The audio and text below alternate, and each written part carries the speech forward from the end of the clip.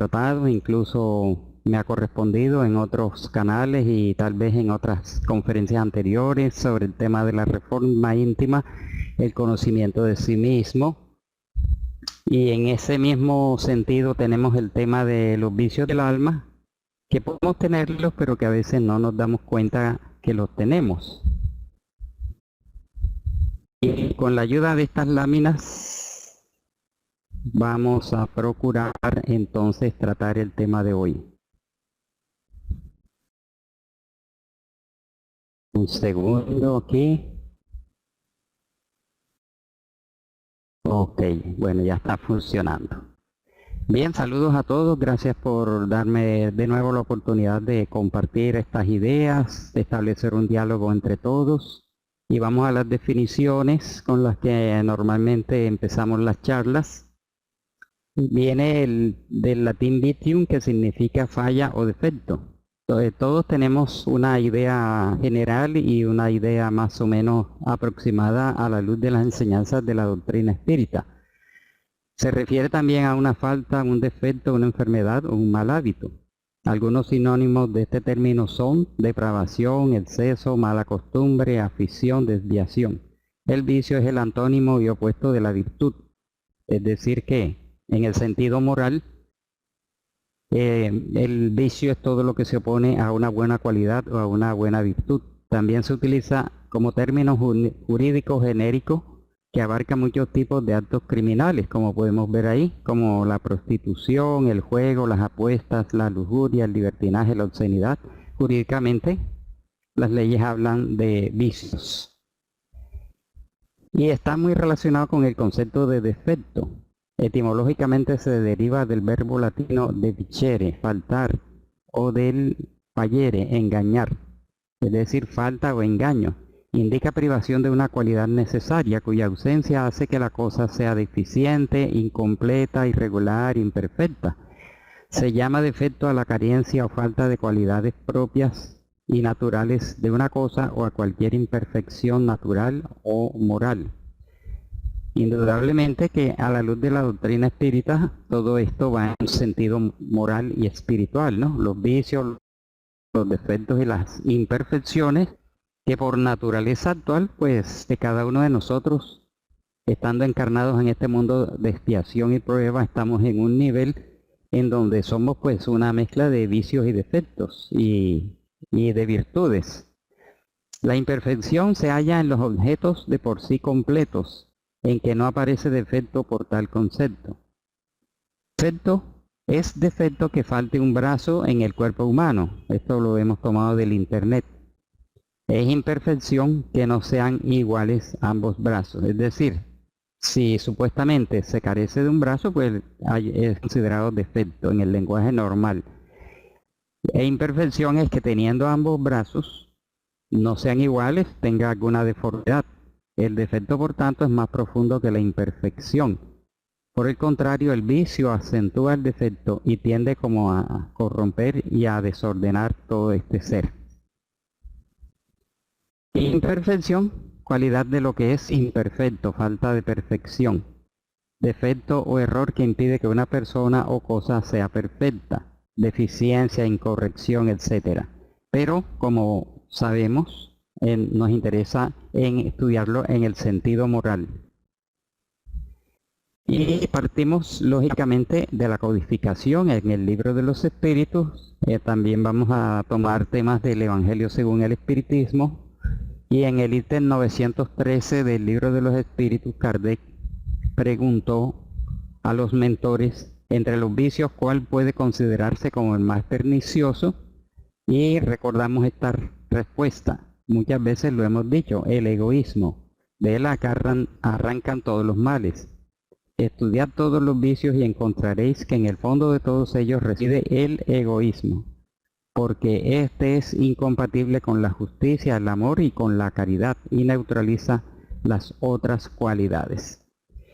Es una de las enseñanzas importantes porque la doctrina espírita en este sentido nos muestra una realidad que muchas veces pasamos por alto, pero que si estamos en un plan de evolucionar, de mejorar, de irnos superando, seguir en ese camino evolutivo que le corresponde al espíritu, no podemos dejar de considerar el tema del egoísmo, que está muy arraigado en nosotros, en unos más que otros, y de allí parten todos los vicios, imperfecciones y defectos. Mientras estemos centrados en el yo, en ese ego que todo lo centraliza, nuestra condición espiritual siempre seguirá siendo deficiente o defectuosa.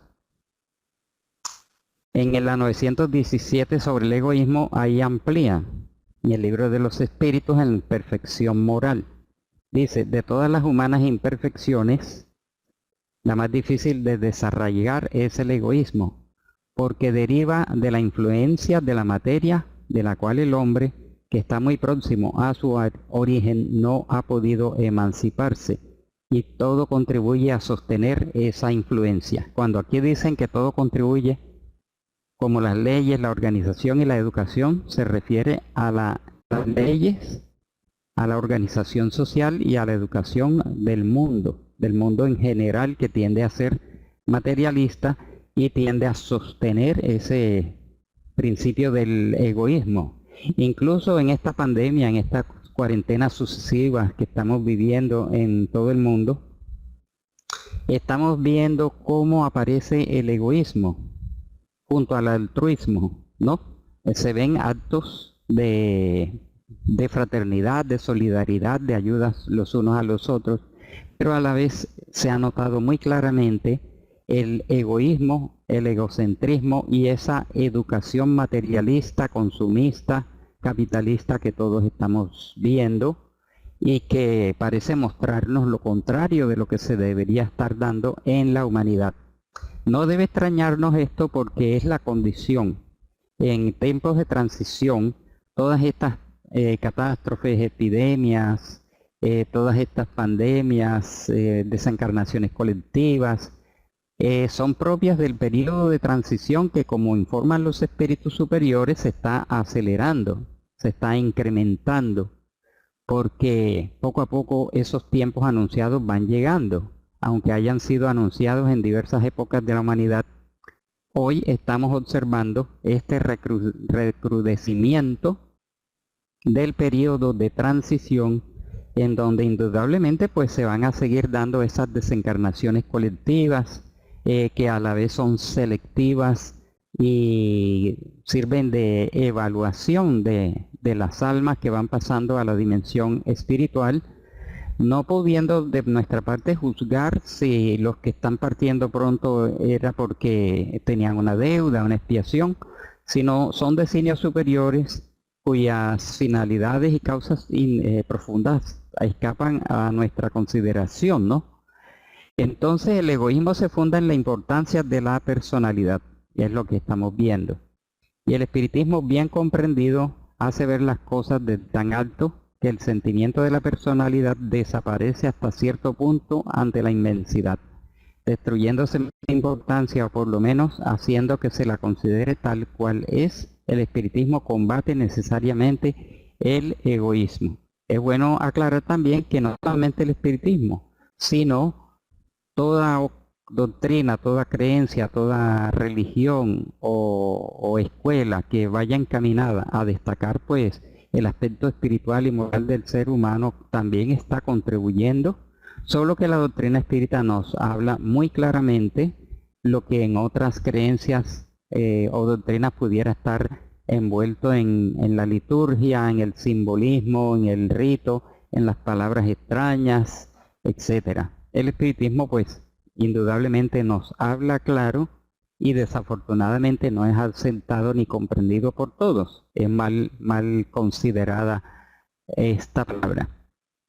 Espiritismo o doctrina espírita, aunque se viene luchando hace tiempo por hacer comprender lo que realmente es algo que es más allá de la superchería que la gente cree, o que creen que es algo malo, algo contra Dios, o simple evocación de muertos, etcétera, no comprenden y no la aceptan. Pero para nosotros, los espíritas, es una doctrina maravillosa que nos está ayudando a evolucionar. Nos vamos a referir entonces a las llamadas enfermedades psicosomáticas. La ciencia, la medicina, la psicología, hablan de la química cerebral y endocrina. Poco a poco el hombre fue descubriendo que el cerebro no solamente era un centro de computación, sino un centro de producción de sustancias endocrinas que al viajar por el torrente sanguíneo influenciaban en el organismo. Y hay una fuerte escuela en medicina y en psicología y en psiquiatría que dice que nuestras emociones, nuestros comportamientos, nuestras reacciones no son sino producto de unas moléculas de la felicidad y otro tipo de moléculas que se originan bajo el comando de la epífisis sobre la hipófisis. Algunos ni siquiera consideran la epífisis, sino la hipófisis como un gran centro de producción de sustancias químicas que al viajar por la sangre van a otras glándulas y ahí las activan y que reducen todas las emociones, sensaciones y sentimientos del ser humano a este tipo de acción hormonal, la química cerebral. Pero estudiando las obras de André Luis, hemos considerado, digamos, el concepto de la química mental, que en realidad todo viene del espíritu. Esa química cerebral es motivada por una química más trascendental que son los pensamientos y las emociones que vienen del alma. Son verdaderas moléculas, como las describe André Luis, que hacen que en la hipófisis nuestra y en las glándulas endocrinas físicas se generen las otras sustancias, pero como la ciencia normalmente desconoce esa parte espiritual y desconoce esa química mental, sitúa todo en el cerebro. Mas nosotros como espíritas comprendemos que los pensamientos y sentimientos, ideas y emociones son sustancias enérgicas concretas que actúan sobre la epífisis y sobre la hipófisis, produciendo la otra química que esa sí va a actuar sobre nuestro organismo, produciendo ciertos estados y ciertas reacciones. Y uno de los primeros vicios del alma, vicios de la mente, es esta carga inútil que se llama el resentimiento, que es un sentimiento persistente de disgusto o enfado hacia alguien por considerarlo causante de cierta ofensa o daño sufrido y que se manifiesta en palabras, actitudes o actos hostiles. Es un rencor, es una desazón, amargura o queja que queda de un dicho o acción ofensiva que puede durar largo tiempo y reaparecer. Entonces destacamos el resentimiento como uno de los más nocivos vicios del alma, vicios de la mente, porque lo seguimos alimentando durante décadas, así como nos hemos referido en otras charlas. El resentimiento puede venir incluso de la infancia, de la adolescencia, la juventud o de años recientes, y no perdonamos. Eso genera una serie de energías negativas, moléculas y sustancias energéticas concretas que parten de la mente e influyen sobre el cerebro, y a través de ese mecanismo de secreción endocrina va a producir acciones y reacciones sobre nuestro cuerpo, enfermándolo. Y vamos al médico y el médico encuentra que todo está bien, no encuentran las causas, nos mandan al psicólogo y el psicólogo tampoco va hasta el alma, algunos sí, otros no. Los espiritualistas tal vez sí, y los psicólogos espíritas por supuesto que tienen mucha claridad al respecto. Y encontramos que el resentimiento viene guardado desde hace mucho tiempo. Cargamos con él durante muchos años y nunca nos detenemos a preguntarnos qué solución, en qué nos ayudó a ser resentidos, porque no hemos perdonado. El resentimiento como carga inútil no resuelve ni soluciona nada en nuestra vida. No tiene ninguna utilidad práctica, por el contrario, enferma. Complica las relaciones y cuando guardamos un resentimiento mucho tiempo o poco tiempo, etcétera, hay distintas actitudes y distintas acciones. Muchas veces intentamos castigar al ofensor cuando él ni siquiera se da por aludido o tal vez olvidó lo que hizo porque generalmente el ofensor tiende a olvidar y el ofendido tiende a quedarse con la carga negativa. Es un obstáculo para el perdón, el reconcilio, y es un tóxico para el alma y el cuerpo. Mientras más lo mantengamos, pues más daño va a hacer. Otro de los defectos y vicios del alma es la culpa, que es a la inversa. Cuando hemos hecho daño, cuando nos damos cuenta de que hicimos un daño o un perjuicio a alguien y nos arrepentimos y nos sentimos mal por haber hecho eso, lo reconocemos. Tanto en el lenguaje especializado como en el uso ordinario, la culpa es un estado afectivo en que la persona experimenta conflicto por haber hecho algo que cree no debió haber cometido, o por no haber hecho algo que la persona cree debió hacer. La culpa es un factor importante en la perpetuación de síntomas del trastorno obsesivo compulsivo. Afortunadamente hay cierta escuela de la psicología que sí considera que la culpa genera estos trastornos obsesivo-compulsivos en las personas, y la psicología normal trabaja en superar tanto el resentimiento y la culpa, pero no le dan la trascendencia y el conocimiento de su origen que les da la doctrina espírita. Esto da origen a un sentimiento difícil de disipar, impulsado por la conciencia. Aquí aparece entonces, claro, la conciencia, el remordimiento, como se usa en el lenguaje normal, de ser conscientes de que le hicimos un daño a alguien, no hemos obtenido su perdón y cargamos con este defecto, con este vicio durante mucho tiempo. Es como un ancla que nos hace sentir incapaces de resolver nuestros problemas y nos genera frustración y ansiedad. Por eso es importante perdonarse para poder seguir adelante. Ya llevamos 2.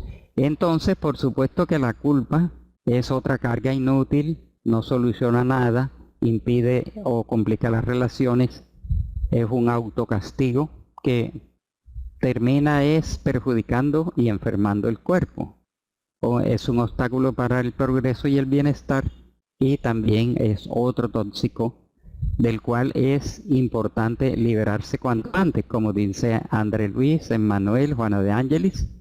Nos dicen que nos liberemos cuanto antes del resentimiento, de la culpa y de los demás defectos espirituales, para que tengamos la oportunidad de progresar, de ser libres, ser felices, la felicidad que debe construirse paulatinamente a través de las distintas reencarnaciones.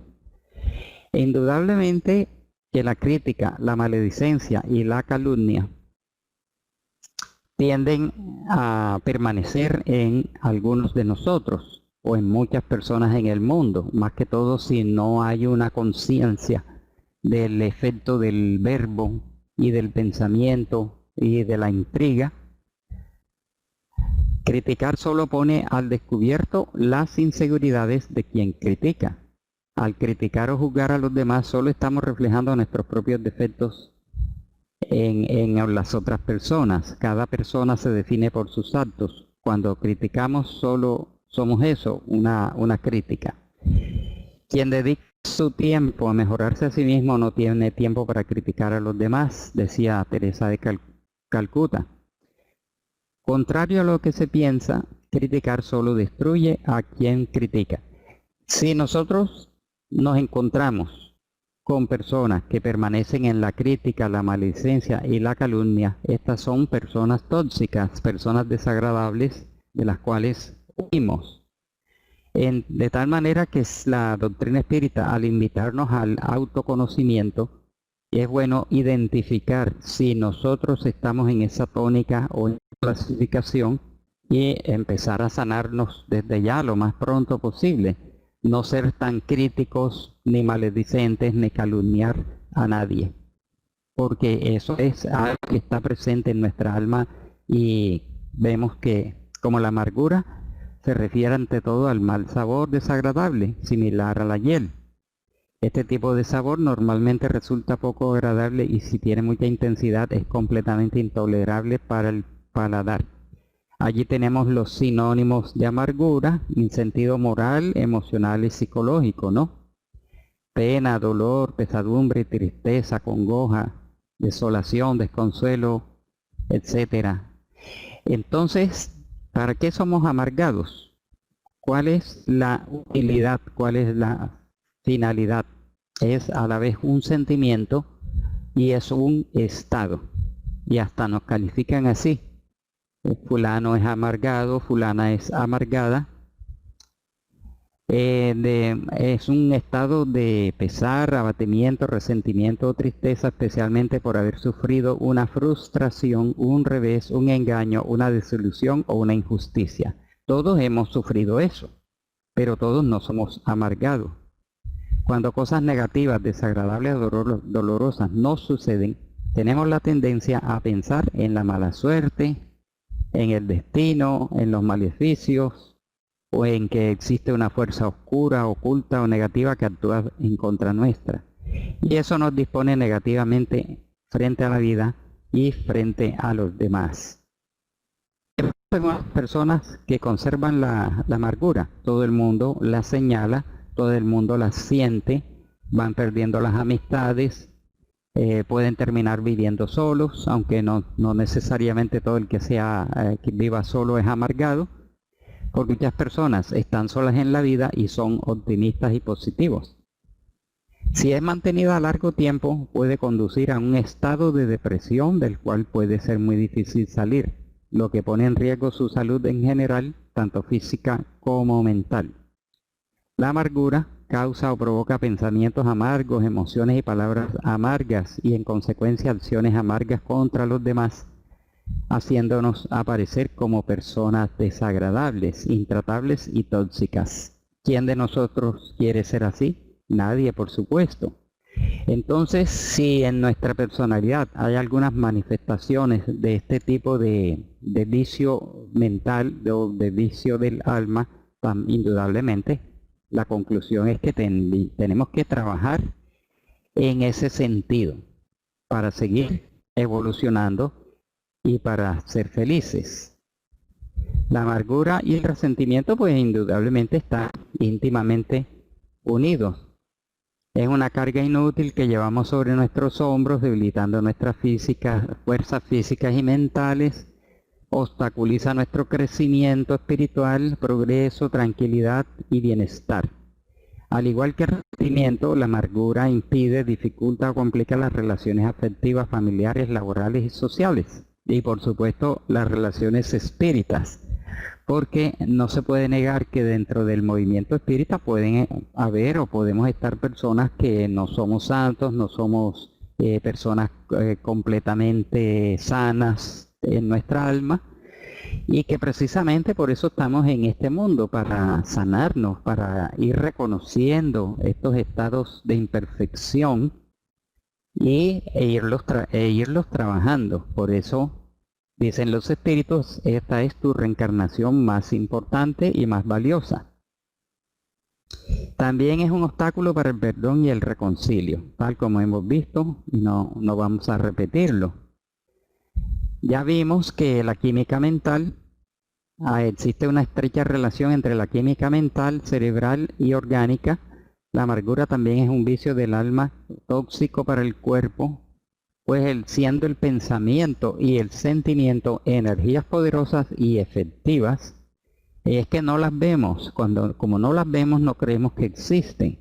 Pero el pensamiento y el sentimiento son energías poderosas, y lo mismo que la palabra, el verbo. Emanan de nuestro corazón y repercuten nocivamente en nuestro organismo, en nuestras células, en nuestra salud, llevándonos a desarrollar enfermedades diversas, muchas veces de difícil diagnóstico y curación. Y aunque sea de difícil curación, pues nos corresponde a nosotros mismos trabajar en este campo. Vamos a ver, aquí la lámina se ha quedado quieta. Vamos a retroceder. Vamos a ver, ¿para qué seguir siendo personas amargadas o tener estas actitudes y estas situaciones? La solución de todo esto es el perdón, tanto para la culpa, la amargura, el resentimiento, la queja, está el perdón y el autoperdón. Liberarnos de este sentimiento y estado de dolor que nos causó aquella ofensa o herida. El perdón debe ser rápido y sincero e incondicional, no de boca, como nos enseña, como vemos en el Evangelio. Según el espiritismo, yo perdono, pero puede ser un simulacro. Hay que aceptar y asimilar las experiencias, perdonar, olvidar, aceptar y asimilar las experiencias, perdonar, olvidar o recordar sin amargura. Claro, porque es que lo que me hicieron de niño o de joven o de adulto, tal vez no se vaya a borrar completamente la memoria, pero podemos recordar sin amargura, aumentar nuestra autoestima, nuestra valoración personal, pues, pero sin caer en el extremo del personalismo, ¿no? Del engreimiento. Madurar, mirar y seguir hacia adelante, construyendo poco a poco nuestro bienestar y nuestro crecimiento espiritual. El autoanálisis en ese sentido nos va a ayudar mucho, porque ya no somos los mismos que hicimos aquel daño. Ya han pasado décadas. No somos los mismos que fuimos ofendidos hace tiempo. Ahora nuestros pensamientos, nuestra cultura, nuestra madurez nos da el suficiente equilibrio para nosotros, digamos, analizar aquellos mismos hechos, pero de una manera consciente. Voy a tratar de recordar por qué yo sigo resentido con mis padres, con mis abuelos, con mis tíos, con mis compañeros de estudio, con mis compañeros de trabajo, etcétera, y me lo voy a traer a la conciencia. Me voy a sentar aquí consciente y voluntariamente y voy a desmenuzar con las herramientas que me da la doctrina espírita esa situación para irle dando haciendo como una limpieza de adentro hacia afuera, una catarsis. Porque ¿para qué seguimos con eso, con esas cargas, con estos defectos y estos vicios? Y vamos a desencarnar y los vamos a trasladar al mundo espiritual, y nadie quiere llegar en esas condiciones. Debemos esforzarnos en vivir en paz, tranquilidad, equilibrio y armonía, cultivando pensamientos y sentimientos positivos y constructivos. Lindas palabras que nos da la doctrina espírita, pero que tenemos que buscarle la aplicación, ¿no? Meditar en qué consisten cada una de estas palabras, ¿no? De optimismo, equilibrio, armonía. Hay que aprender a hacerlo, porque todo no lo vamos a encontrar desmenuzado y específico en los libros para cada uno de nosotros.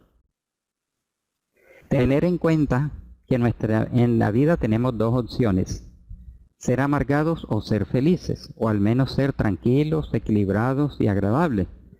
Entonces, si la amargura no trae nada bueno y además nos torna desagradable ante los demás, ¿qué razón tenemos para ser amargados? Ninguna. En cambio, es muy útil y beneficioso ser felices o al menos tranquilos y equilibrados. Aquí entonces volvemos al tema de la química mental y lo que está circulando mucho en internet, las hormonas de la felicidad, como la oxitocina y todas estas sustancias cuyos nombres olvido en el momento, pero que se originan cuando saludamos, cuando abrazamos, cuando declaramos nuestro amor, cuando contemplamos la naturaleza, cuando oramos, cuando leemos un libro edificante, cuando tenemos un juego, practicamos un juego, un deporte, una caminata, o cantamos o reímos.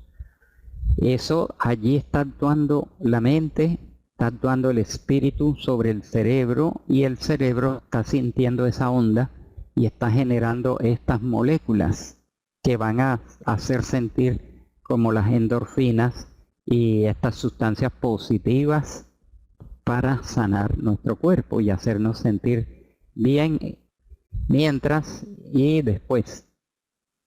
Entonces, no hay ninguna razón, ninguna utilidad.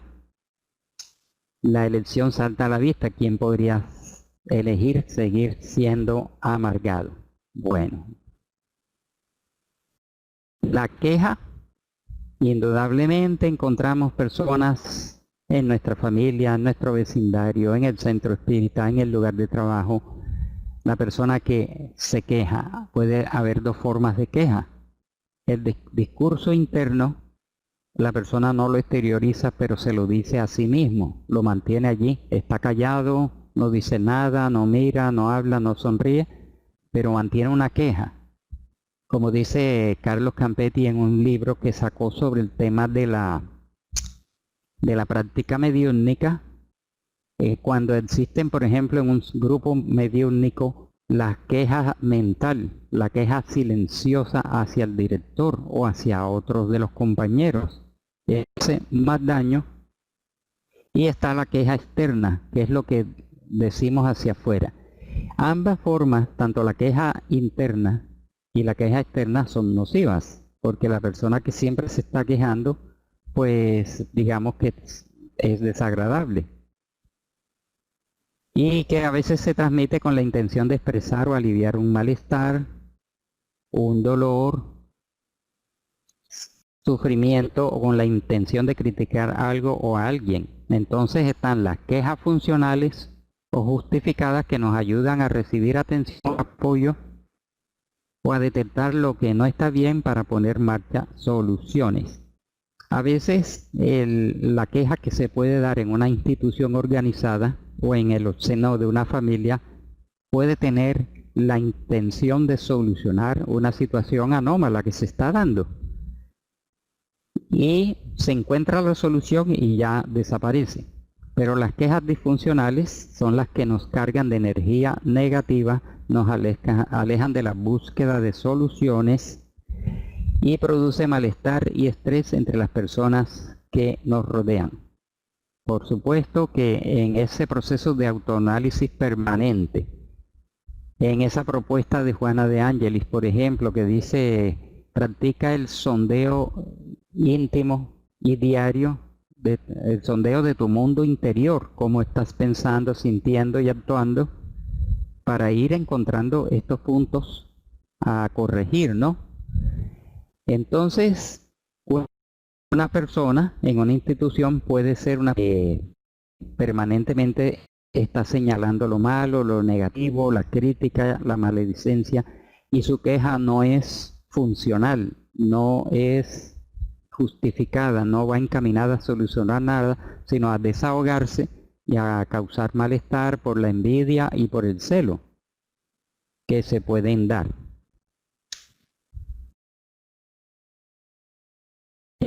Otra situación que podemos señalar hoy, ya casi para concluir, es el egotismo, que todo se deriva del ego, ¿no? La importancia del yo. Se habla del egoísmo, todo centrado en mí mismo. El egocentrismo, la persona tiende a pensar y a sentir y a procurar que todo sea a su alrededor y él sea el centro de todo. Y el egotismo, que es el afán o hábito de una persona de hablar de sí misma siempre, sentimiento exagerado de la propia personalidad. E indudablemente en la vida diaria, en la familia, en el trabajo, en el centro espírita, vamos a encontrar personas egoístas que siempre están hablando de sí mismas y cada vez que llegan a una reunión no escuchan a los demás. La importancia es que los demás me escuchen a mí. Eso lo encontramos con frecuencia.